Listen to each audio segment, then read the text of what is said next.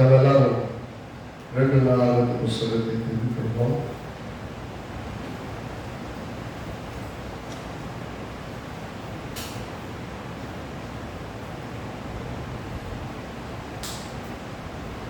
ரெண்டு நாளாவது புஸ்தகம் 19ஆம் அதிகாரம். போன வாரத்தில் 18ஆம் அதிகாரத்தை பார்த்தோம். இன்னைக்கு இந்த வாரத்தில் 19ஆம் அதிகாரத்தில் எது பார்க்க போகிறோம்.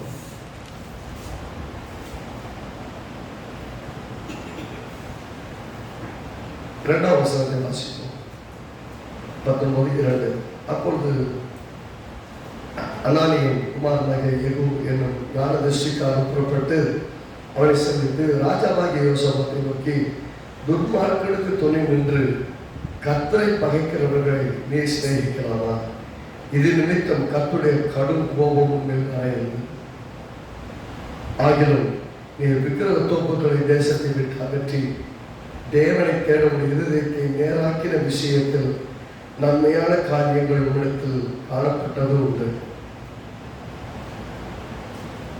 2ஆம் வசனத்தில் பார்க்கும்போது துன்மார்க்கனுக்கு துணை நின்று, துன்மார்க்கனுக்கு துணையா நின்று கர்த்தரை பகைக்கிறவரை நீ சிநேகிக்கலாமா? கேள்வி சரியான கேள்வி. கடவுளோட கடவுளை நேசிக்காதவங்களோட நீ நேசிச்சு நின்று அவங்களுக்கு போய் துணையா போய் நிற்கிறேன் அப்படின்னா கடவுள் என்ன சொல்றாரு? இங்க தேவன் அவன் கூட ஏன்பா போய் கூட்டு வச்சுக்கிற, அவனுக்கெல்லாம் போய் ஏன் உதவி செய்ய போற அப்படின்னு கேட்க வர்றாருன்னா போய் யோசிங்க. தேவன் எல்லாரையும் நேசிக்கிறார், பட்சபாதம் இல்லாம நேசிக்க. அப்படி பட்சபாதம் இல்லாம நேசிக்கிற தேவன் ஏன் இவருக்கு இப்படி ஒரு ஸ்டேட்மெண்ட் சொல்லணும்? யோசப்பா ராஜாவாக இருக்கும்போது 1ஆம் வசனத்தில் யோதாவின் ராஜாவாகிய யோசப்பா எருசலேமில் தன் வீட்டுக்கு சமாதானத்தோடு திரும்பி வந்தான். என்னவா? இவன் சமாதானத்தோடு திரும்பி வந்தான். ஆனா இன்னொருத்தனுக்கு நல்லா புரிந்து கொள்ளணும். கர்த்தர் சில காரியங்களை நம்ம சொல்லும் போது நமக்கு அது புரியாது. நம்ம உதவி செய்யறோம்னு நினைப்போம். தேவனை அறியாதவனுக்கு நம்ம துணையா நிற்கிறோம், உதவியா இருக்கிறோம், உதவி செய்யறோம் நம்ம நினைப்போம்.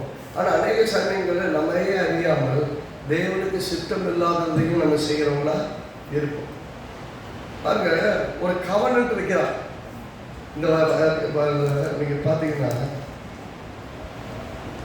18ஆவது அதிகாரத்துல சில வருஷங்களுக்கு பின்னர் 2ஆம் வருஷம் போன வாரத்தை கடைசியா முடிச்சப்போ யோசபாத்துக்கு மிகுந்த ஐஸ்வர்யமும் கனமும் உண்டாயிருந்தது. அவன் ஆகாபோட சம்பந்தம் கலந்து. யாரோட? ஆகாப் யாரு? கர்த்தருடைய கர்த்தருக்கு எதிர்பிரிகளை ரொம்ப சிறப்பா செஞ்சார். கர்த்தர் என்ன சொன்னார்னா, ஆகாபுடைய ரத்தத்தையும் யெசபேலுடைய ரத்தத்தையும் நாய்கள் நக்குன்னு சொன்னார். அப்படின்னா கர்த்தர் ரத்தத்தை சிந்த விரும்பாதவர். எப்படி சொல்றாருன்னா, எங்க ரத்தத்தை நாய்கள் நக்கும் அப்படின்னு சொல்ற அளவுக்கு அவனுடைய வாழ்க்கை ரொம்ப சீர்கேடா இருந்தது. தேவனுக்கு பிரியமில்லாத காரியங்களை செய்து பலிபீடங்களை உண்டாக்கி அங்கே பலிகளை செலுத்தி தேவனில்லாத மக்களை கூட்டு வந்துட்டு யார் யாரையும் தலைக்கு மனசு நினைச்சவங்க எல்லாம் அதை தீர்க்கதரிசிகளாகவும் எல்லாரும் வச்சாங்க. என்ன நடந்தது? அவங்க எல்லாரும் தேவனுக்கு விரோதமான வாழ்க்கையை வாழ ஆரம்பிச்சாங்க. கடைசியில் பார்த்தீங்கன்னா நாபோத்தின் திராட்சை தோட்டத்தை திருடுறதுக்கு எப்படியாவது இதை எடுத்துக்கொள்ளணும்னு ரொம்ப வெறித்தனமா போய் அதையும் திருடி அவங்க உண்மையுள்ள ஆளை சாட்சி வச்சு கொண்டு அந்த பொருள் அவன் தோட்டத்தை அபகரிச்சுக்கிட்டு அவனை கொலையும் செஞ்சாங்க. உண்மை, அதாவது குற்றமில்லாத ரத்தத்தையும் சிந்தவும் பண்ணார். அப்படிப்பட்ட ஆட்கள். இப்போ ஆகாபை பொறுத்த வரைக்கும் இஸ்ரவேலின் ராஜா கர்த்தர் அவருடைய வாழ்க்கை முறையும் அவருடைய மனைவியும் சேர்ந்து செய்த செயல்கள் நிமித்தமாக யெரொபெயாம் அடுத்து பயங்கரமா கோபம் ஒருத்தர் மேல் இருந்தாருன்னா அது ஆகாப். அதனாலதான் எலியாவை அனுப்பி மழையே பெய்யாது போய் சொல்றேன். நான் சொல்லாம மழையே பெய்யாதுன்னு சொல்றேன். அப்படியே மழை பெய்யலை. மழை பெய்யாம இருந்ததுக்கு அப்புறம் மீண்டும் மழை பெய்யும் சொல்றாங்க. போய் மழை பெய்யும் சொல்றோம், மழை பெய்யுது. அப்படின்னா கர்த்தருடைய கோபம் 3.5 வருஷம் அந்த தேசத்துல மழை பெய்யாதவனுக்கு, அதாவது ஒரு துன்மார்க்கமான ஒரு ராஜாவின் நிமித்தம் அந்த தேசத்துல மழையே இல்லாம போயிடுச்சு. ஏன் வாழ்க்கை அடைக்கணும்? அவன் வாழ்க்கை செய்யல. அப்படிப்பட்ட அவனோட கூட்டு வைக்கிறார். யாரு? யோசபாத் 1ஆம் வசனத்துல 18ஆவது 1ஆம் வசனத்துல யோசபாத்துக்கு மிகுந்த ஐஸ்வர்யமும் கனமும் உண்டாயிருந்தது. அவன் ஆகாபோட சம்பந்தம் கலந்து, அப்படின்னா கொடுக்கல் வாங்க வச்சுக்கிட்டான் சம்மந்தம் பண்ணி. சில வருஷம் சென்ற பின்பு சமாரியாவில் இருக்கிற ஆகாபின் இடத்துக்கு போனான். கொஞ்ச நாள் போவோம் ஃப்ரெண்ட்லி விஷயத்துக்கு போனார். போகும்போது அப்பொழுது ஆகாப் அவனுக்கும் அவனோடு இருக்கிற ஜனத்துக்கும் அநேக மாடுகளை அடிப்பித்து கீழே ஏற்றுள்ள ராபத்துக்கு வரும்படி அவனை ஏவினார். என்னமா ஏவுறது யார் ஏவுவார்? ஒன்று ஆவியானவர் ஏவுவார், இல்லைன்னா பிசாசு. இந்த ஏவுதல் யாரு? கர்த்தர் ஆவியானவர் ஏவினாரு. நல்லா தெரியுது, லிட்டரலா தெரியுது. சரியில்லாத ஆளு, சரியில்லாத ஆளு உங்களை வழியே இழுத்தாங்கன்னா நீங்க போய் தேவையில்லை மாட்டிக்கல. ரொம்ப புத்திசாலித்தனம் வரணும். இங்க ஏன் இதை வலியுறுத்தி சொல்றேன்னா, நிறைய சமயத்துல கிறிஸ்துவுக்குள்ள இருக்கிறவங்களுக்குள்ள ஒன்று இருக்கும், நம்ம பேசுறது யாரையும் காயப்படுத்தக்கூடாதுன்னு நினைப்போம். ஆனா சொல்றேன், சத்தியத்துக்காக நீங்க ஒருத்தரை காயப்படுத்தணும், அதாவது காயப்படுத்த அடிச்சு உடம்புல காயம் கிடையாது. இன்னொருத்தருக்கு மனசு அவனுக்கு வலிச்சாலும் பரவாயில்ல. ஆனா சத்தியத்தை சொல்றதுல சமரசமே இல்லாம இருக்கணும். அதுதான் நல்ல கிறிஸ்தவ காரியம். சத்தியத்துல வாழ்றதுல சமரசமே இல்லாம இருக்கணும். அவங்க என்னங்க எல்லாரும் இப்படி போறாங்க, நீங்க எங்க இப்படி இருக்கீங்கன்னா, எல்லாரும் போகட்டும், என் வழி கர்த்தர் வழி.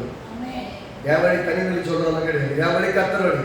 கர்த்தருக்கு எது பார்க்க பிரியமோ அதுபடிதான் நான் போவேன். எல்லாரும் ஒரு வழியில போறாங்க, நீ மட்டும் இப்படி இருந்து எப்படி வாழ போறேன், எப்படி இந்த ஆபீஸ்ல குறைக்க போறேன், எப்படி இந்த உலகத்துல நீ வாழ போறேன் எல்லாரும் கேட்பாங்க. கேட்கிறவங்க எல்லாம் கேட்கணும். கர்த்தருடைய வழியில போனீங்கன்னா நீங்க தப்பே பண்ண மாட்டீங்க, தோத்தும் போக மாட்டீங்க. போனதால வழியில போனவங்க இருந்து கிடப்பாங்க. நீ கரெக்டான வழியில போயிட்டு லேட்டா போனா கூட கரெக்டா எல்லாரும் தூக்கி விடுவீங்க. கர்த்தர் உங்களை தூக்குறாளா பயப்பருங்க. கவனிங்க, அவனை ஏகினான்னு சொல்லும் போது ஒன்று இயேசு தேவன் சொல்றார் ஒரு இடத்துல, யோபு புஸ்தகத்துல, நீ என்னை காரணம் இல்லாமல் யோபுவின் மேல் தீங்கு செய்யும்படி என்னை ஏவின போதும் அப்படின்னா, ஒன்று பிசாசு ஏவுதான். ஏவுறது பிசாசு ஏவுதான், ஆவியானவர் நம்மை நடத்துவார். வித்தியாசம் புரியுதா? ஆவியானவர் நம்மை நடத்துவார், பிசாசு நம்மை ஏவுவார். பிசாசு மக்கள் நம்மை ஏவுவார்கள், செய்ய போ பண்ணு அப்படின்னு. சில காரியங்களை பற்றி நம்ம நிறைய எத்தனையோ காரியங்களை யோசிப்போம். அதில் ஏறுறது எது, நடத்துறது எதுன்னு தெரிஞ்சுக்கணும். நம்ம சில காரியங்கள் ஆவியானவர் சொல்லுவது செய்ய, இதுக்காக நன்றி சொல்லு. என்னடா சம்மந்தம்னா நன்றி சொல்கிறோம். ஒரு விஷயத்தை நம்ம விட்டுருப்போம், அது நன்றி சொல்லுவோம். அந்த நேரத்தில் நீங்கள் நன்றி சொல்லும்போது கர்த்தவங்களோட பேசுவோம். அந்த நன்றி சொல்ல நீங்க மறந்து போனது இருக்கு இல்லையா, கர்த்தருடைய காரியத்துல நீங்க நன்றி சொல்றோட அது வெற்றியாகி மாறும், அற்புதங்களாய் மாறும். புதிய அற்புதங்களுக்கு நன்றி ஒரு வழியை உருவாக்கி கொடுக்கும். யோசிச்சு பாருங்க, நீங்க உங்க வாழ்க்கையில கர்த்தர் செய்த நன்மைகளை மறந்துட்டு, அதாவது தேவனற்ற மக்களோட உங்களுக்கு வரவே இருக்கக்கூடாது கர்த்தர் சொல்றதுல, அவங்களோட நீங்க உறவுல இருங்க. ஆனா அவங்க உங்களை நடத்தக்கூடாது, நீங்க அவர்களை கர்த்தருடைய ஆசீர்வாதங்கள் நடத்தவங்களா இருக்கணும். அவங்க வந்து உங்களை ஏறி நீ அங்கவா போலாம் இங்கவா போலாம் இழுத்திருப்புகள் எல்லாம் போக ஆரம்பிச்சிங்கன்னா, again ஒரு point of time you will compromise everything. ஒரு பாயிண்ட்ல வரும்போது எல்லாத்தையும் காம்ப்ரமைஸ் பண்ணுவீங்க. கர்த்தரை விட மனுஷங்க முக்கியமாயிருவாங்க. இங்க ஃபர்ஸ்ட்ல ஆகாபோட சம்பந்தம் கலந்தது தப்பு. எனக்கு யூத ராஜாவுக்கு இஸ்ரேல் ராஜாவோட, அது மோசமான ராஜாவோட மனைவி, ரொம்ப மோசமான மனைவி,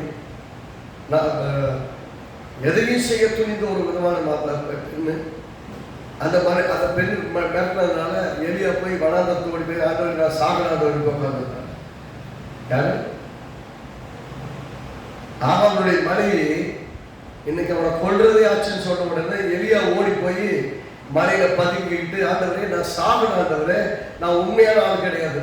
மனசு போராட்டம், நான் நல்லதானே பண்ணினேன், உண்மை தானே பண்ணினேன், இந்த ஜனங்களுக்கு நன்மை தானே செஞ்சேன், எனக்கே இந்த கஷ்டம் வந்துச்சுன்னு போய் குழம்பிட்டுக்கிறார். நான் சாகனான்றதுன்னு கேட்கிறாரு. கர்த்தர் சாக சொல்லல, குழம்பி சொல்றாரு. நீ என்கிட்ட உங்களை பருவத்தில் வந்து நின்றுப்பா, நான் கூட பேசணும். போய் அத்தனை நாள் பிரயாணம் பண்ணி போறான். நேரில் வந்து பார்த்து பேசுறாரு. பேசுறது சார், என்னப்பா பண்ண உனக்கு பேசுறேன், ஆண்டவர் நான் ஒருத்த மட்டும் தான் உனக்காக இருக்கிறேன், எல்லாரையும் கொண்டுட்டாங்க. யார் சொன்னாங்க ஒரு ஆள் மட்டும் தான் இருக்குன்னு? 7000 பேரை வச்சிருக்காங்க. உன் பார்வையில் நீ ஒரு ஆள் தான் இருக்கு, நீ நினைச்சிட்டு இருக்கிற. நான் 7000 பேரை வச்சிருக்கேன். நம்ம பார்வையில் பண்ணி கத்த செய்யறதில்லை, தேவனுடைய சித்தத்தின்படி தான் கத்த செய்யலாம். இங்க இந்த மனுஷனுக்கு நான் தான் எப்படி போறேன்னு ஏவுகிறான். அப்படின்னா பிசாசு ஏவுகிறான். அல்லது ஆகாபின் மூலமா இவனை எப்படியாவது இழுத்துட்டு போய் இவனை அழிச்சுங்கிறதுக்கு ஒரு இடத்துக்கு வர வைக்க முயற்சி பண்றான். நல்லா கவனிக்கணும்.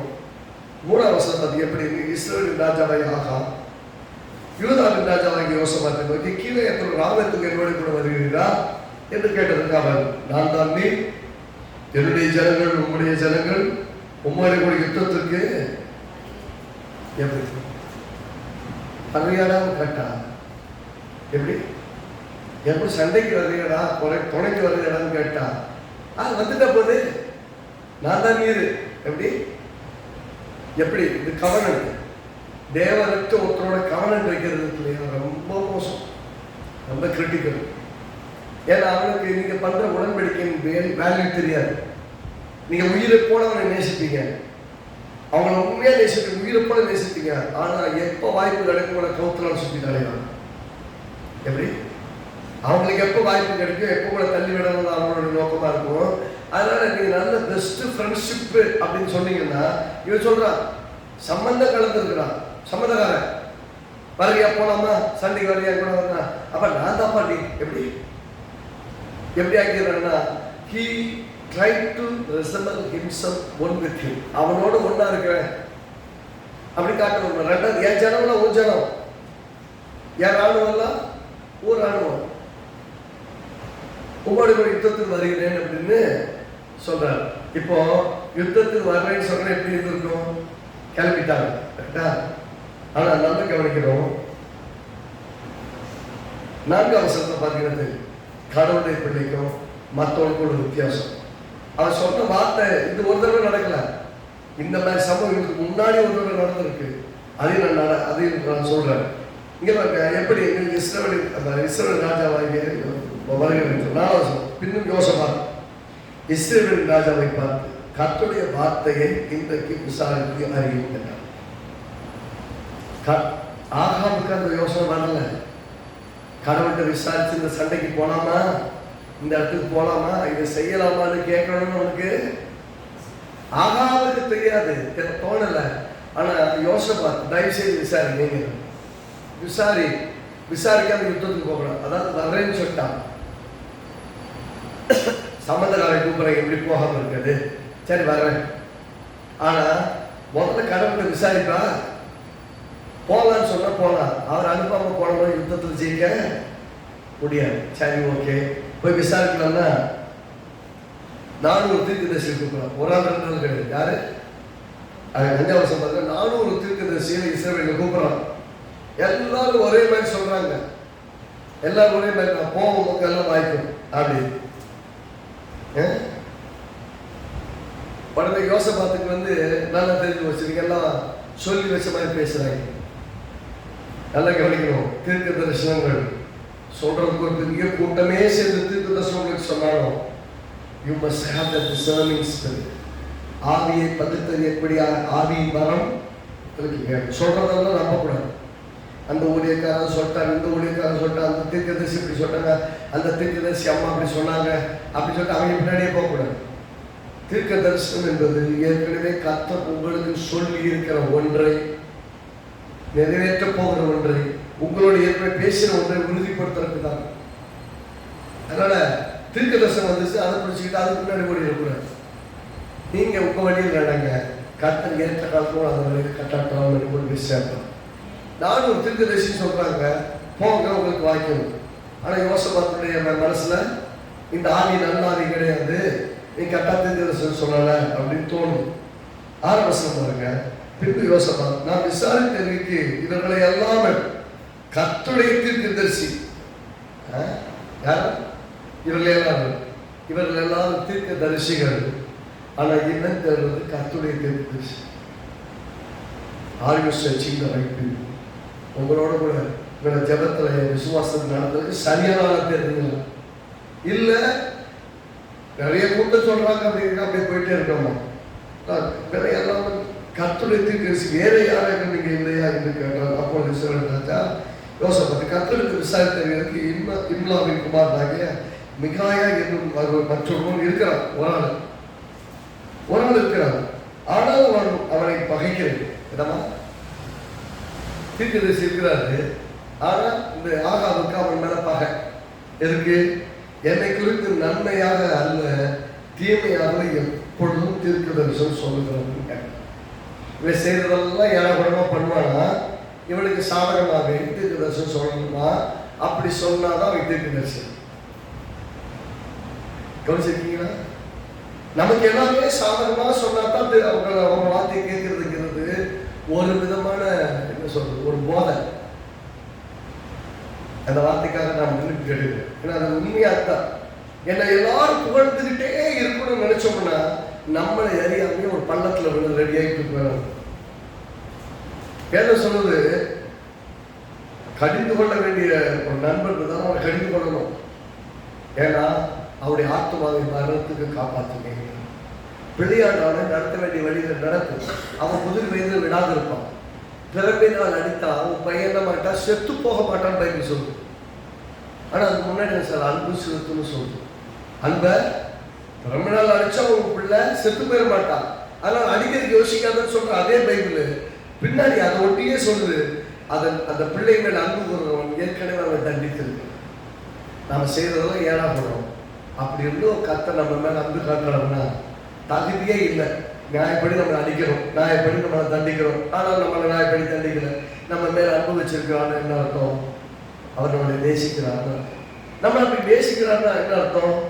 நம்மளை சீக்கிரமா ஒரு நல்வழிப்படுத்தி சீர்படுத்தி அவர் நம்மை கொண்டு போய் சேர்க்க வேண்டிய இடத்துக்கு கொண்டு போய் சேர்ப்பாருன்னு அர்த்தம். ரைட்டா? அப்ப கர்த்தர் நம்மளை இப்படி நடத்திட்டு இருக்கும்போது நாம் என்ன யோசிக்கிறோம்? அது வேணும், இது வேணும், அதை பார்த்தோம், இதை பார்த்தோம், டெய்லி 1000 விஷயங்கள் மேல ஓடிட்டு இருக்கோம். சொல்றேன், நான் அவரை பகைக்கிறேன், எனக்கு நல்லதா இல்லை கெட்டதாவே அவன் சொல்லுவான். நான் என்ன கேட்கிறேன், கர்த்தர் நீங்க கெட்டதா பண்ணா நீ பண்ற சரியில்லைன்னு தானே சொல்லுவாரு. பரவாயில்ல, அப்ப இன்னும் பண்ணணும்னு சொன்னார்னா கர்த்தரும் சேர்ந்து உங்களை கெட்டு போக அனுமதிக்கிறான்னு அர்த்தம். ரைட் தானே? சொல்லுங்க, நீங்களே சொல்லுங்க. நீங்க கெட்டதே பண்றீங்க, கர்த்தர் பரவாயில்லப்பா இன்னும் நல்லா பண்ணு, சரி உங்க இப்படி பார்ப்போம், உங்க பிள்ளை கெட்டதே பண்ணுது, பரவாயில்லப்பா இன்னும் நல்லா பண்ணுப்பான்னு நீங்க சொன்னீங்கன்னா உண்மையில நீங்க அம்மா அப்பா தானே, பேரண்ட்ஸ் தானே. அந்த பிள்ளை கெட்டு போகட்டும்னு பரவாயில்ல விட்டுட்டு வேடிக்கை பார்க்குற நீங்க உண்மையாவே அவங்களை நேசிக்கிறீங்களா கேள்வி வருது இல்லை? நாளை அவங்களுக்கு கெட்டு போய் ஒரு இடத்துல நிற்கும் போது அன்னைக்கு உட்காந்து நீங்க அழுவீங்க. ஆனா கெட்டு போற பிள்ளையை தட்டி கொடுத்து இன்னும் கெட்டு போன விடுறது வந்து நல்ல வழி கிடையாது. ஆனா ஒண்ணு சொல்லிட்டே இருக்கணும், கெட்ட வழியில போயிட்டு இருக்க அந்த பிள்ளைகிட்ட ஒன்று சொல்லணும், இதெல்லாம் நிரந்தரம் இல்லாத வாழ்க்கை. ஒரு நாள் கர்த்தருக்காக வாழ வேண்டியது அதுதான் நிரந்தரம். கர்த்தரோட கூட நீங்க நடக்கூடாதான் உங்க வாழ்க்கைக்கு நிரந்தரம் சொல்லி கொடுக்கணும். நீங்க சொல்லல எப்படி தெரியும்? நாளைக்கு ரொம்ப மோசமா ஒரு சிக்கல் இருக்கும்போது சொல்லுவாங்க, நான் இப்ப எழுதி வச்சுக்கோங்க, அண்டர்லைன் பண்ணி வச்சுக்கோங்க.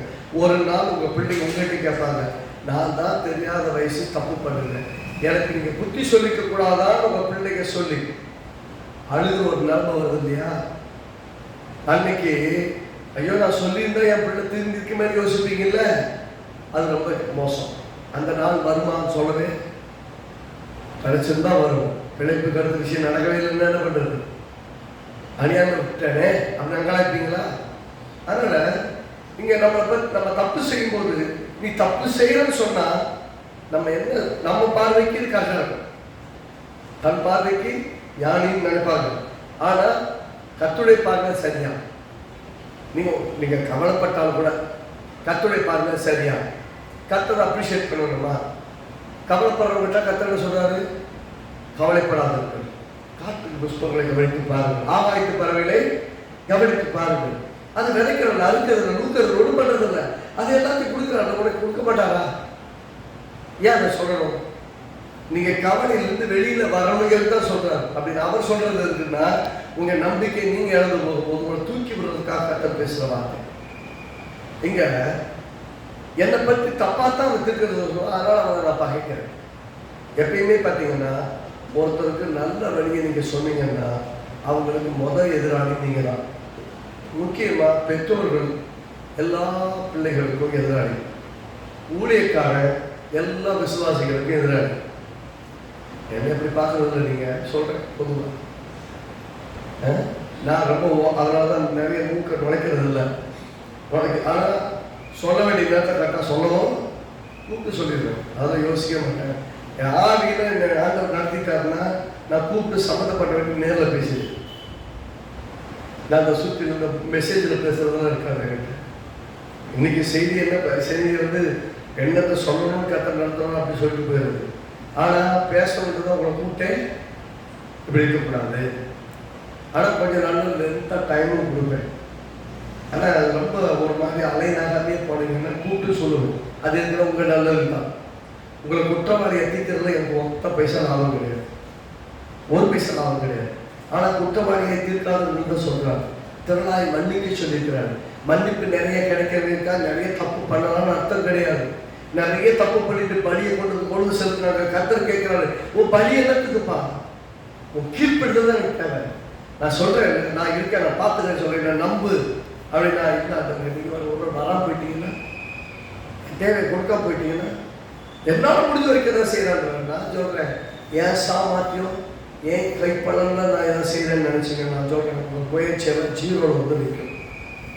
என்னைக்கு கத்துட்ட சரண்டர் ஆகி, ஆண்டவரே என்னால் முடியாது, நீங்க தான் கேட்கணும். என் பலத்தை வச்சு ஒன்று செய்ய முடியாது, இப்படி கிருபையினால்தான் ஏதாவது நான் செய்ய ஆண்டவரே உங்களுடைய அர்ப்பணிச்சா மட்டும்தான் கர்த்தரால் உங்களுக்கு எதாவது செய்யணும். நீங்க சொந்த பலத்துல யோசிங்க, சொந்த பலத்தை முயற்சி பண்ணுங்க, சொந்த பலத்துல திட்டம் பண்ணுங்க. உங்க ஒரு திட்டம் கூட நடக்க நான் சேலஞ்ச் பண்றேன். நீங்க முயற்சி பண்ணிப்பா. என்னைக்கு சரண்டர் ஆகுறீங்களோ, கர்த்தாவே என்னால முடியல, நீங்க எனக்கு உதவி செய்யணும் சொல்றீங்களோ, அன்னைக்கு கர்த்தர் உதவி செய்யணும். நீங்க எனக்கு தப்பா தான் சொல்லுவான். அவங்க எனக்கு அந்த அவங்களை பார்க்கவே பிடிக்கல, அந்த சிஸ்டர் பார்க்க முடியாது, அந்த பிரதரை பார்க்கவே பிடிக்கல, அந்த பாஸ்டர் பார்க்கவே பிடிக்கல. ஏன்னா எப்ப பார்த்தாலும் அதை பத்தி குற்றம் சொல்லிட்டே இருப்பேன். ஆனா குற்றம் சொல்லி என்ன பண்ண போறாங்க? அவங்க சொல்ற விஷயம் உங்கள் வாழ்க்கையில ரியலா இருக்குது அப்படின்னா நீங்க உங்களை நிதானிச்சு பார்க்கணும். தன்னைத்தானே நிதானி தெரிந்தால் நீங்கள் தான் இதுக்கு பண்ண மாட்டீங்களே. நீங்க நிதானிச்சு பாருங்க, அது சரிதான் அப்படின்னு இருந்தா என்ன சரி பண்ணிக்கணும். நான் எத்தனை முறை சொல்லியிருக்கிறேன், நான் பிரசங்கிக்கிறேன்னா இந்த வகைகளுக்கெல்லாம் அப்பாற்பட்டவனால நானும் கர்த்தரால் போதிக்கப்படுகிறேன். முதல்ல நான் அதை பின்பற்றணும். ரைட் தானே? யாராவது இது இப்படி இருந்தால் நல்லா இருக்குமேன்னு சொன்னா நான் வாங்கிக்கிறேன், ஜெபம் பண்ணுவேன். இப்படி செஞ்சா நல்லா இருக்குமேன்னு சொல்லும் போது இவங்கள்ட்ட எனக்கு அறிவுரை சொல்றது இருக்க மாட்டேன். சின்ன பிள்ளை பெரிய பிள்ளை யார் சொன்னாலும் அதை கேட்டுக்கிறேன், அதுக்காக ஜெபம் பண்ணுவேன். கர்த்தர் என்னை நடத்தினாருன்னா அவங்க சொன்னதையும் நான் கீழ்படுத்தி செய்வேன். ஏன்னா சொன்னது சின்னால பெரியவங்க யாரையும் ஆவியானும் நடத்துவாங்க. என்னுடைய அறியாமையில ஒரு ஊழியக்காரனுக்கு நான் பெரியவங்களாம் கிடையாது. யாரை கொண்டும் கர்த்தர் என் ஊழியம் பேசுவார். நீங்கள் ஆவியில் நடத்தப்படுகிறவர்கள். அதுவே இவன் ஒரு நாள் சொல்லுவான், அவன் என்னை பற்றி எப்பயுமே கெட்டதா சொல்லுவான், அதனால நான் பகைக்கிறேன்னு சொன்னா பரவாயில்ல. அது சொல்றான், அதற்கு யோசனை ஆவியா வசத்துல கடைசி அதற்கு யோசனை ராஜா அப்படி சொல்ல வேண்டாம்.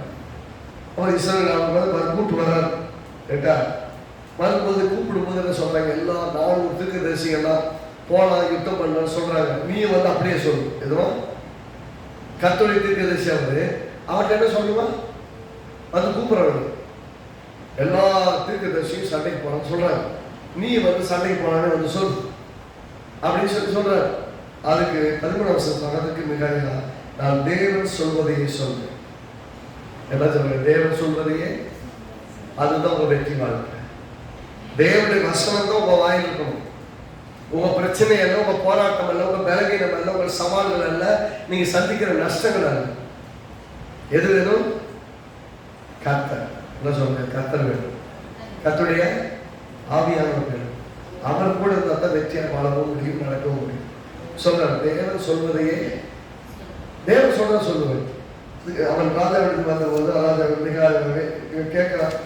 அதுக்கப்புறம் தீர்க்க சொல்றான். சொல்லும்போது எப்படி சொல்றான்? 14 சம்பவம். அவன் இஸ்ரவேலர் எல்லாரும் மேற்பில்லாத ஆடுகளைப் போல மலைகளில் சிதறடிக்கப்பட்டு சிதறப்பட்டதை கண்டேன். அப்போது கர்த்தர் ஒரு எஜமான் இல்லை, அவரவர் தம் வீட்டுக்கு சமாதானத்தோடு திரும்பி எப்படிப்பட்ட தீர்க்க சொன்னார்.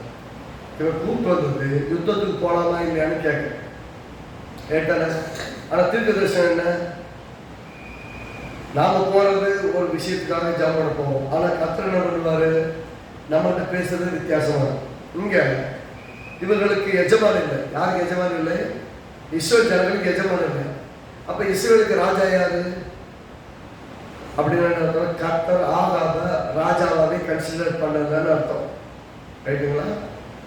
நீங்க வீட்டுல இருந்தீங்கனாலும் கர்த்தர் உங்க வீட்டுல ஒரு ஆளை கன்சிடரே பண்ணலன்னா என்ன அர்த்தம்? நீங்க தேவனுடைய சித்தத்துக்கு நேர எதிராக வாழ்றீங்க, செயல்படுறீங்கன்னு அர்த்தம். ரைட் தானே? அப்ப தேவனுடைய சித்தத்துக்கு நேர எதிராக செயல்படுறவங்களை வச்சு என்ன செய்ய முடியும்? அடுத்து 10 வருஷம் பாருங்க. அப்பொழுது கர்த்தர் இஸ்ரவேல் ராஜாவாக கிரியத்துல ராமோத்தில் போய் விழும்படிக்கு அவனுக்கு போதனை செய்கிறவன் யார் என்று கேட்டார்கள். எனக்கு ஒரு ஆள் இருந்துச்சு, வந்து சொல்லிச்சான், நான் வாயில பொய்யின் ஆவியாரு. என்னன்னா 400 பேர் ஒரே தீர்க்க தரிசனம் சொல்றாங்க, தீர்க்க தரிசிகள். அவங்கள யாரும் பாகாலுடைய தீர்க்க தரிசிகள்.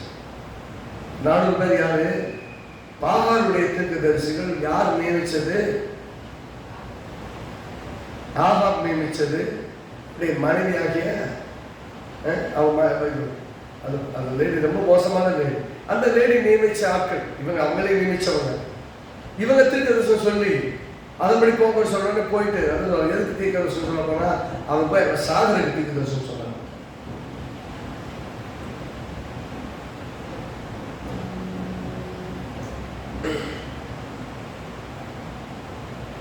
அவசியம் பாருங்க.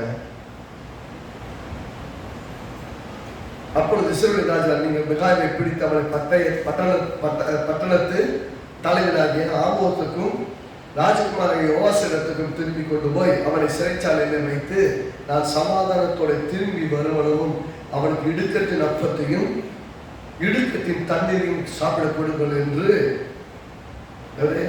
என்ன சாப்பாடா? சாப்பாடே அவனுக்கு கஷ்டமா இருக்கும். சாப்பிட முடியாத சாப்பாடு, குடிக்க முடியாத தண்ணி, அப்படி கொடுங்க. நான் சமாதானத்தோட திரும்பி வருமானம்னு சொல்றான். அதுக்கு 27 வருஷம் கடைசியா மிகாய் எப்படி சொல்லுவோம், நீ சமாதானத்தோட திரும்பி வந்தால் கர்த்தர் என்னை கொண்டு பேசினதில்லை. எவ்வளவு தெளிவான வார்த்தை சொல்லிட்டேன். அப்புறமா நீ மிஞ்சிதான் போவன்னா போ. நீ விடுறதுக்கு தான் ஆள் அனுப்பினார். 400 தேசி வாயில பொய் தான் இருந்தது. ரைட்டா? அதை நம்பிதான் போறேன்னா இந்த பொய்யை நம்பி போனேன்னு உயிரோட திரும்பி வரவே வருது. நீ சமாதானத்தை திரும்பி வந்தால் கர்த்தர் என்னை கொண்டு பேசினதில்லை அப்படின்னு போய் சொல்றாங்க. அதுக்கு பின்னாடி அந்த 28 to 34 வரை பார்த்தீங்கன்னா என்ன நடக்குதுன்னா, பாருங்க, ரொம்ப ஆகாப் வந்து ரொம்ப திறமையான ஆள். நிறைய சமயத்தை தெரியுமா, நம்ம நம்பி போற நம்முடைய நண்பர்கள், நம்முடைய உறவினர்கள் என்ன சொல்லுவாங்க, என்ன மாதிரி நீ நடி என்னவா என்ன பண்ணிட்டாங்கன்னா என்ன சொன்னாங்க, நான் தான் நீ நீதான் நான். இப்ப என்ன சொல்ற, நீ ராஜா வேஷம் போட்டுக்கோ. என்னவா யோசனை பார்த்து ராஜா வேஷம் போட்டுக்கணுமா? அதான் ராஜா இடத்துல போய் நின்றுக்கலாம். இதை வந்து வேஷம் மாதிரி உள்ள போயிடுவாங்க. எல்லாரும் பார்த்தீங்கன்னா அவங்க எதாவது சண்டை போடுறவங்கலாம் யாரை கார்னர் பண்றாங்கன்னா ராஜா மட்டும் கார்னர் பண்ணுங்க, ராஜாவை கொண்டுருங்கன்னு சொல்லி மொத்தமாக ஸ்கெட்சு போட்டு ஒத்தால் அடிக்கிறாங்க. இப்போ அந்த ஒத்த ராஜா ஆசான்னு நினைச்சு அடிக்கிறாங்க, ஆகாபுன்னு நினைக்கிறாங்க, ஆகாபுன்னு நினைக்க அடிக்க போறாங்க. கடைசி என்ன நடக்குது, எல்லாம் நெருங்கி சுற்றி வாசிறாங்க, குத்தி கொள்ள போறாங்க. கதறாங்களே, நாங்களே ராஜா அப்படின்னு சொன்ன உடனே கதற உடனே எல்லாம் விட்டு கிடைக்கிறாங்க. 31 வருஷம் தாருங்க. ஆனால் ரதங்களின் தலைவர் யோசபாத்தை காண்கையில் இவன் தான் இஸ்ரவேலின் ராஜா, இவனை சொல்லி யுத்தம் பண்ண அவனை சூழ்ந்து கொண்டார் என்று சொல்லி சூழ்ந்து கொண்டார். அப்பொழுது யோசபாத் கூக்குரல் இட்டான். கர்த்தர் அவனுக்கு அனுசரியாயிருந்தார். அவர்கள் அவனை விட்டு விலகும்படி தீர்வு செய்தார். யோசபாத்து மாட்டிக்கிட்டான். ஆகாபு தான் இந்த போய் சாக வேண்டிய ஆளு. ஆனா ஆகா பேச மாதிரி கூட்டத்தில் ஒரு சேர்ந்தார். ஆனா ஆகாபோட வேஷம் தெரிவித்து யோசபாத்து போய் அவன் இடத்துல இஸ்ரவேலின் ராஜா ஸ்தானத்துல இவன் வேஷம் மாதிரி போய் நிற்கிறான். காரணம் இவனை பண்ணிடுறாங்க. கதறோட கர்த்தர் இவனை விட்டு விலகும்படி அனுசரி பண்ணார், ஹெல்ப் பண்ணார். நாமளே தவறான சில தீர்மானங்களை போய் மாட்டும் போது கூட கர்த்தர் கேள்விப்பட்டார். திரும்ப திரும்ப போய் மாற்றக்கூடாது, புத்திசாலித்தனமாக வாழணும். வந்தார். இவன் இஸ்ரவேல் ராஜா என்ன இந்த சிறந்தங்களை கண்ட போது அவனை விட்டு திரும்பினார்கள். ஒருவன் நினையாமல் சுக குத்து வைத்த வில்லை எடுத்து நானே ஏறி அவன் அடிச்சா. அது இஸ்ரவேல் ராஜா அவனுடைய கவசனத்துக்கு சந்துக்களையே பட்டது. சைடில் கட்டியிருப்பாங்க இல்லையா, அது முன்னாடி படாது, சைடில் போய் உள்ள சொல்லிடுச்சு.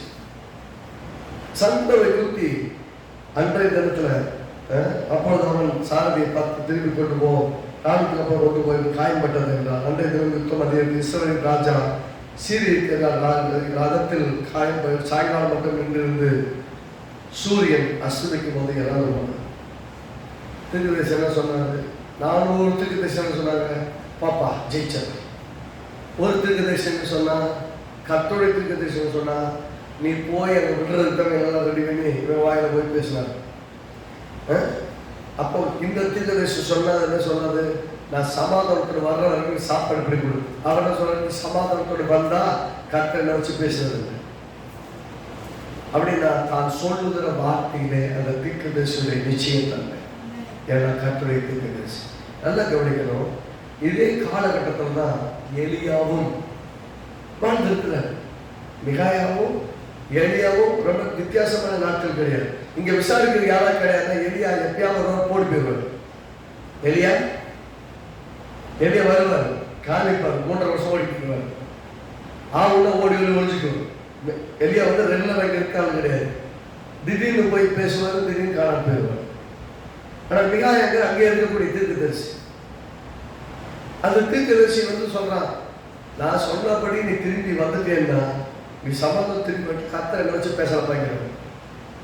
நான் தான் சொல்லுகிற வார்த்தையிலே நிச்சயத்தன்மை உடையவன் தான் தீர்க்கதரிசி. கர்த்தர் பேசணும், கர்த்தர் பேசி காரியங்களை சொல்லணும். சில விஷயங்கள் சொல்லும் போது ரொம்ப கேஷுவலாக இருக்கும். நான் சில விஷயங்கள் செய்யவே மாட்டேன்னு சொல்லுவேன். ஆனால் சில சமயம் அதை செய்வேன். ஏன்னா கர்த்தர் சொல்லுவார் நீ செய்யணும்பார். நான் செய்யும்போது என்னுடைய பிரின்சிபல் முக்கியமாக கர்த்தருடைய வார்த்தை முக்கியமானா என்னுடைய பிரின்சிபலோட கர்த்தருடைய வார்த்தை தான் முக்கியம். நான் யார் வீட்லையும் போயிட்டு அவங்க வீட்டுக்காரர் வாங்க அவங்க வாங்க இவங்க அந்த பெருமாள் சொல்ல மாட்டேன். இப்படி சொல்லணும்னா ஆவியான எங்கிட்ட அந்த தாக்கத்தை கொடுத்தா தான் சொல்லுவேன். கீழ்படிதான் அன்னைக்கு அவங்க முடிவு. கீழ்படிதாங்கன்னா தப்பிச்சாரு ஆசீர்வாதம். கீழ்படியலைன்னா அவருடைய இம்பாக்ட் ரொம்ப ரொம்ப கஷ்டமா இருக்கும். அப்பயும் ஒரு தெளிவு அடையணும். ரைட் தானே? இது நான் ஒன்றும் செய்ய முடியாது. அறிவிக்கிற இடத்துல பொண்ணு இல்லை. தீர்க்கதரிசியானவன் போய் சொல்லிட்டான், போன என்ன விழுந்துருவா செத்து போயிருன்னு சொல்லிட்டான்.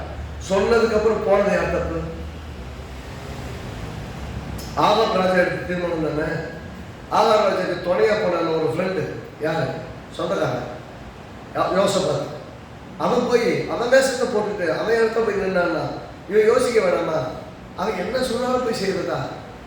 அவன் ராஜா வேஷம் போட சொல்லி ராஜா வேஷம் போட்டு போய் நிற்பானா? செத்தா யோசபாத் தான் சாப்பிடும். அந்த ஆக பயங்கர தெளிவான இவன் என்ன நினைச்சான்? நம்ம வேஷமாட்டா தப்பிச்சோம்னா. ஆனால் மறக்கக்கூடாது, கர்த்தர் சொன்ன வார்த்தை நீங்க என்ன வேஷம் போட்டாலும் நிறைய. கர்த்தருடைய வார்த்தை என்ன வேஷம் போட்டாலும் நிறைய. அதனால கர்த்தருக்கு பயப்படுகிற பயம் நம்மகிட்ட இல்லாம போச்சுன்னா விழுகிறது மாற்றுக்கிறதே இல்லை. அப்பதான் 10ஆம் அதிகாரத்துல 37 பார்த்து அன்றைய தினம் ஆகாப் சூரிய அஸ்தமிக்கும் போது இறந்துட்டான். 1ஆம் வருஷத்துல திரும்ப ஞான திருஷ்டிக்காரன் ஒருத்தர் வர்றான். யூதாவின் ராஜா வாங்கிய யோசபாத் தேசத்துல தன் வீட்டுக்கு சமாதானத்தோடு திரும்பி வந்தான். யார் திரும்பி வந்தா? யோசபாத் தன் வீட்டுக்கு சமாதானமா திரும்பி வந்தான். ஆனா ஆகாபு சமாதானத்தை திரும்பி வர மாட்டான்னு சொல்லிட்டாரு. திரும்பி வரல, செத்து போயிட்டான். அப்பொழுது அனனி குமாரனாகிய அனனியின் குமாரனான யெகூ என்னும் ஞான திருஷ்டிக்காரன் புறப்பட்டு அவனை சந்தித்து ராஜாவாகிய யோசபாத்தை நோக்கி, இதுதான் நம்ம வாசிச்சது, துன்மார்க்கனுக்கு துணை நின்று கர்த்தரை பகைக்கிறவனை சிநேகிக்கலாமா? என்ன சொல்றாரு? துன்மார்க்கனுக்கு துணை நின்று, கெட்டவனுக்கு போய் கூட போய் யுத்தம் பண்ண போய் நின்று கர்த்தரை பகைக்கிறவனை நீ நேசித்தேன், நான் தான் நீ என்னுடையதெல்லாம் உன்னுடையது, என் ஜனங்கள்லாம் உன்னுடையதுன்னு சொல்லி ஒப்பு கொடுக்குறீங்க. இது நிமித்தம் கர்த்தருடைய கடும் கோபம் உண்மை வர இருந்தது. என்னவா? கர்த்தருடைய கோபம் வர இருந்தது. ஆகிலும் நல்லா கவனிங்க, கீ டு சக்சஸ் ஆகல. ஏன் இவனை விட்டு, அதாவது 18:31 சொல்கிறது, அப்பொழுது யோசபாத் கூக்குரல் இட்டான், கர்த்தர் அவனுக்கு அனுசரியாக இருந்தார், அவர்கள் அவனை விட்டு விலகும்படி தேவன் செய்தார். உங்களை தொடர்ந்து வந்த பிசாசு சக்திகள், மோசமானவர்கள் எல்லாம் கர்த்தர் உங்களை விட்டு விளக்கினதுக்கு காரணம் என்னன்னு இல்லையா? காரணம் இல்லாம செய்யல. சொல்றாரு, துன்மார்களுக்கு துணை நின்று கர்த்தரை பகைக்கிறவர்களுக்கு நீ போய் சிநேகித்து போய் நீ கூட போய் நின்று அவனுக்காக நீ யுத்தம் பண்ண போறையே, இது கர்த்தருடைய கோபம் மேல, கடும் கோபம் மேல வர வேண்டியதா இருந்தது. ஆகிலும் எல்லாம் தான் போனாலும் சொல்றாங்க, ஆகிலும் நீ விக்கிரக தோப்புகளை தேசத்தை விட்டு அகற்றி தேவனை தேடும் இருதயத்தை நேராக்கின விஷயத்தில் நன்மையான காரியம் உங்களிடத்தில் காணப்பட்டது உண்டு. அப்படின்னா கடவுளை தேடுறதுக்கு நீ கவனமா இருந்ததுட்டியா? எதை சேர்க்கக்கூடாது அதை சேர்க்காம ஒதுக்கி வச்சுட்டு யாரை தேட முடிவு பண்ணி கேட்டா தேடணும் இல்லையா? அந்த தேடினது நிமித்தம் இன்றைக்கும் உங்கள் உயிரோடு திரும்பி வர வைத்திருக்கிறார். இது நம்ம இந்த ஸ்டோரியில, இந்த சமூகத்தில் எக்ஸிஜென்சிஸ் சொல்லுவாங்க. பைபிள் டீச் பண்ணுறதுல எக்ஸிஜென்சிஸ். இது நடந்த சம்பவங்களில் இருந்து நீங்க கற்றுக்கொள்றது இல்லை. ஆகாபு கர்த்தருடைய பார்வை மோசமானவனா இருந்தான். ஆனா அவனுக்கு துணை நிற்கிறேன்னு சொல்லிட்டு அவனோடு உடன்படிக்கை செய்யறவங்க தான் சொல்லுவாங்க. உடன்படிக்கை அவன் என்னுடைய இதெல்லாம் உன்னுடைய இதெல்லாம் சரி. நம்ம கர்த்தரோடு கூட உடன்படிக்கை செஞ்சோம் இல்லையா? தேவன் நம்ம உடம்பை செய்யல, கர்த்தர் உடன்படிக்கை செய்யல. என்ன உடன்படிக்கை? ரத்தத்தினாலாகிய என்ன உடன்படிக்கை? ரத்தத்தினாலாகிய உடன்படிக்கை. அந்த உடன்படிக்கை என்ன அர்த்தம்? என்னுடையதெல்லாம் உன்னுடையது, உன்னுடையதெல்லாம் சரி.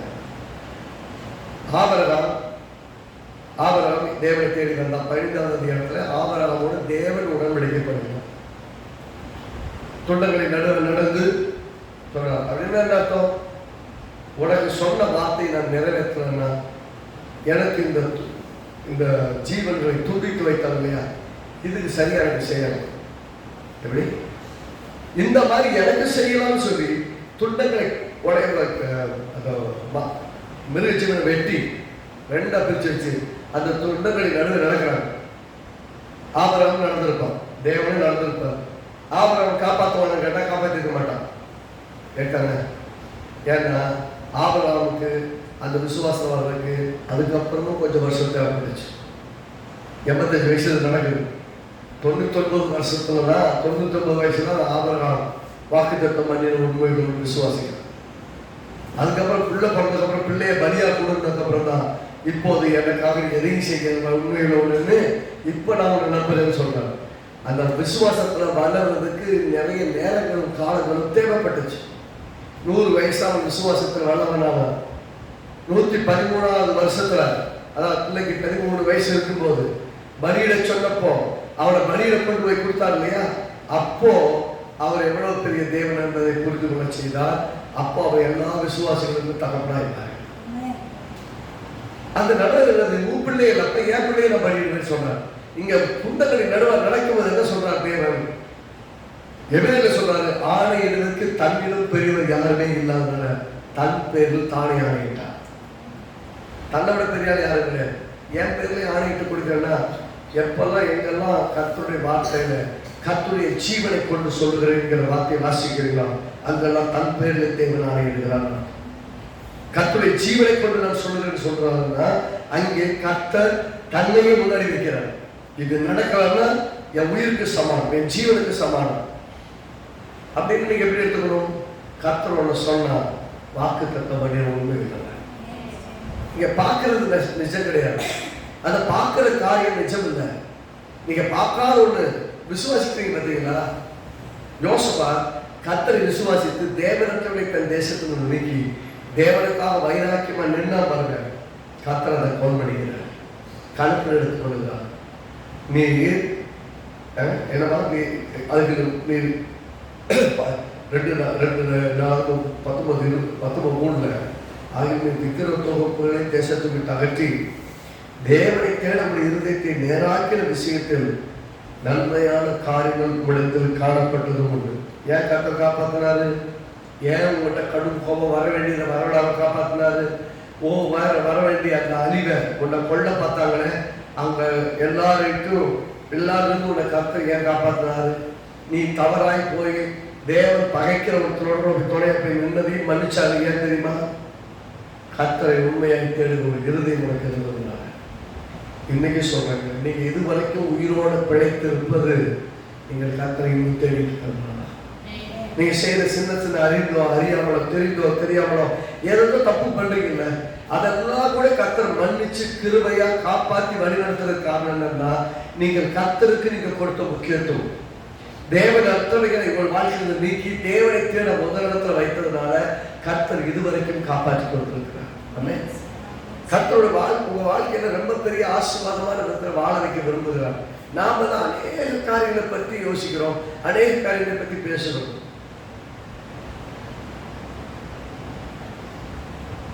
இதுல நாம புரிந்து கொள்ளணும்னா, நீங்கள் கர்த்தரை உண்மையாய் தேடினால் உங்களை அறியாமல் செய்கிற சில காரியங்களை கூட கர்த்தரை வழிநடத்தலாம். நல்லா யோசிங்க.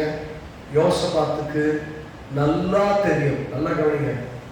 ஒருத்தரை நேசிக்கலாம், ஃப்ரெண்டாக இருக்கலாம், நண்பர்களாக இருக்கலாம், கூட பிறந்தவர்களாக இருக்கலாம், உறவுகளாக இருக்கலாம், யாரையும் நீங்கள் நேசிக்கலாம், தப்பே கிடையாது.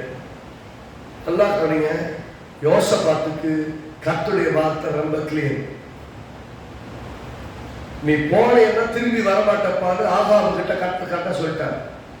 கர்த்தருடைய தீர்க்கதரிசி என்ன சொன்னாரு? நீ போனா சமாதானத்தை திரும்பி வருவதில்லை, நீ வந்தா கர்த்தர் என்னை கொண்டு பேசினதில்லை சொல்ற அளவுக்கு தெளிவா சொல்லிட்டார். அப்படின்னா யோசபாத்துக்கு நல்லா தெரியும், போனா செத்து போயிடுவார். அவனை காப்பாத்துறதுக்காக, நல்லா கவனிக்கணும், அவனை காப்பாத்துறதுக்காக அவன் ஸ்தானத்தை இவன் எடுத்துக்கிட்டு இவன் வேஷத்தை போட்டு நிற்கிறான். கர்த்தரதே ஆனால் கர்த்தர் கிருபையா இறக்கப்படுறார். நான் சொல்றேன், நீங்க போற பாதையிலெல்லாம் கெட்டவனுக்கு துணை நின்று அவன் அல்லைங்க அவன் பண்ணலைங்க நான் தாங்க பண்ணேன், இல்லைங்க அவனுக்கு இருக்கு சம்மந்தம் இல்லைங்க நிறையெல்லாம் பேசிட்டு வரலாம். கர்த்தர் உங்கள் மேல் வைத்த அன்பின் நிமித்தமாக உங்களை காப்பாற்றிட்டு நீங்க கர்த்தர் உண்மையா தேர்தனால தான் உங்களை காப்பாற்றுறோம், உங்க பிள்ளையும் காப்பாற்றுறோம், உங்க குடும்பத்தையும் காப்பாற்றிட்டு இருக்கிறாங்க. உங்க பிள்ளைகளை ஏன் காப்பாத்துறாரு? உங்க கணவரை ஏன் காப்பாற்றுறோம், மனைவி ஏன் காப்பாற்றுறாரு, பிள்ளைகளை ஏன் காப்பாற்றுறாரு, உறவுகளை ஏன் காப்பாற்றுறாரு? நீங்க கர்த்தரை உண்மையை தேடுவது நிமித்தம். பாருங்க, நல்லா தெரிஞ்சோம், போனா திரும்பி வர முடியாதுன்னு தெரிஞ்சோம், ஆகாப் செத்து போயிடுவான்னு கர்த்தருடைய வார்த்தையை பெற்றுக்கொண்ட பின்பும் அவனை நேசிக்கணும். அவனை கர்த்தர் சொல்றாரு, துன்மார்க்கனுக்கு துணை நின்று கர்த்தரை பகைக்கிறவரை நீ சிநேகிக்கலாம்.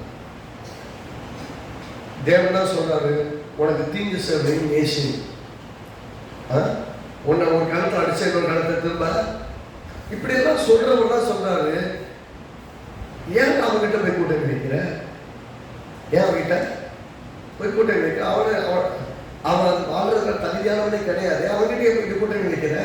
நீ கர்த்தருடைய பிள்ளையாச்சு, நீ தேவ நோக்கத்தில் போனாச்சு, உன்னுடைய தேசத்தை நான் தான் யூதா தேசத்தை கொடுத்துருக்கேன்னு யூதாவோட நீ ராஜாவா இருக்க வேண்டியவன், ஏன் போய் சம்மந்தமெல்லாம் அந்த மாதிரி அவனுடைய உறவு வச்சுக்கிட்டு அவனுக்காக யுத்தம் பண்ண போற? நான் சொல்றேன், உங்களுடைய நல்ல நண்பர்கள் இருக்கலாம், உறவுகள் இருக்கலாம், யாரா இருக்கலாம். ஆனா சொன்னேன் இல்லையா, சத்தியத்துக்கு நிற்கும் போது அவங்க மனசு கஷ்டப்பட்டாலும் பரவாயில்ல. ஒரு தடவை நீங்க நோ சொன்னீங்கன்னா உங்களுக்கு வருத்தமா தான் இருக்கும். ஆனா அவங்க வருத்தப்பட்டாலும் பரவாயில்ல. சத்தியத்துக்கு மாறா தேவன் செய்ய வேணும்னு சொன்ன ஒண்ணு செஞ்சீங்கன்னா நஷ்டத்தின் மத்தியில நீங்க போய் நிற்க வேண்டியது. எதோ என்ன சொல்றது புரியுது? அப்ப தெளிவா யோசிக்கணும், தெளிவா செய்யணும். இது கர்த்தருக்கு சித்தம் இல்லைன்னா அந்த இடத்துல நாம இல்லை. கர்த்தர் சொல்லாத இடத்துல போய் நிற்கிறதோ, கர்த்தர் செய்ய வேணும்னு சொன்னதை போய் செய்யறதோ கர்த்தருடைய பார்வைக்கு நல்லதாவே இருக்காது. ஏன்னா கர்த்தர் நம்ம பார்க்கிற விதத்துல பார்க்கிறவங்க. ஆகாபுக்கு ரொம்ப கிளீனா சொல்லிட்டாங்க. ஆகாவுடைய ரத்தத்தை நாயகன் நக்கும். ஆகாவுடைய ரத்தத்தையும் நாபாலுடைய ரத்தத்தை சிந்தினார். திராட்சை தோட்டத்துக்காக குற்றமில்லாத ஒருத்தருடைய ரத்தத்தை சிந்த வச்சாங்க. சிந்த வச்சதுக்கு அவனை கொண்டாங்க. 1 ராஜாக்கள் 22 அதே பெரியதான். இப்ப நம்ம வாசிச்சோமே 4 அதே 18 நடத்தான். அது 29 பாருங்க. பின்பு இஸ்ரவேலின் ராஜாவும் யூதாவின் ராஜாவாகிய யோசபாத்தும் கீலேயாத்தில் ராமத்துக்கு போனார்கள். இஸ்ரவேலின் ராஜா யோசபாத்தை நோக்கி, நான் தேசம் மாறி யுத்தத்தில் பிரவேசிக்கிறேன், நீரோ ராஜவஸ்திரம் தரித்திரும் என்று சொல்லி இஸ்ரவேலின் ராஜா வேஷம் மாறி யுத்தத்தில் பிரவேசித்தான். இதுல தான் நடக்குது. அவன் கொல்ல போனாங்க. 34 பாருங்க. 1 ராஜாக்கள் 34. ஒருவன் நினையாமல் வில்லை நாணேற்றி எய்தான். இது இஸ்ரவேல் ராஜாவுடைய கவசத்தில் சந்துக்குள் பட்டது. அப்பொழுது அவன் தன் சாரதியை பார்த்து, நீ திருப்பிக் கொண்டு என்னை ராணுவத்துக்கு அப்பால் கொண்டு போ, எனக்கு காயப்பட்டது. அன்றைய தினம் யுத்தம் அதிகரித்தது. ராஜாவாகிய ராஜாவை சீருக்கு எதிராக ரதத்தில் நிறுத்தி வைத்தார்கள். சாயங்காலத்தில் அவன் இறந்து போனான். காயத்தின் ரத்தத்தின் தட்டிலே வடித்தது. 38 அந்த ரதத்தையும் அவருடைய கவசத்தையும் சமாரியாவின் குளத்திலே கழுவுகிற போது கர்த்தர் சொல்லுகிற வார்த்தையின்படியே நாய்கள் அவன் ரத்தத்தை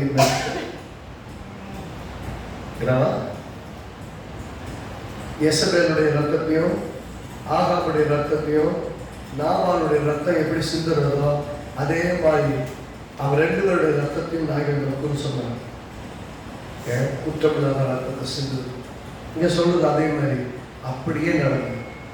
இதனுடைய தொடர்ச்சி பார்த்தீங்கன்னா 22வது அதிகாரம் முழுசாவே 4 புஸ்தகத்துக்கு வாசகம் 18, 19 அதே சேம் தான்.